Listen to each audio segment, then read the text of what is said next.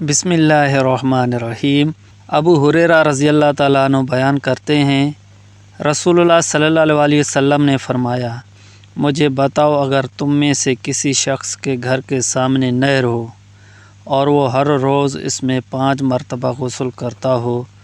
تو کیا اس کے جسم پر کوئی میل باقی رہ جائے گی؟ صحابہ نے عرض کیا، اس کے جسم پر کوئی میل باقی نہیں رہے گی۔ آپ صلی اللہ علیہ وسلم نے فرمایا، یہی 5 نمازوں کی مثال ہے، اللہ ان کے ذریعے خطا مٹا دیتا ہے۔ دوسری حدیث مبارکہ میں ہے،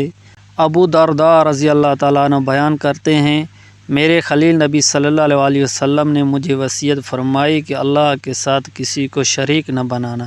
خواہ تمہیں ٹکڑے ٹکڑے کر دیا جائے اور خواہ تمہیں جلا دیا جائے، اور جان بوجھ کر فرض نماز ترک نہ کرنا، جس نے عمدن اسے ترک کر دیا تو اس سے ذمہ اٹھ گیا، اور شراب نہ پینا کیونکہ وہ تمام برائیوں کی چابی ہے۔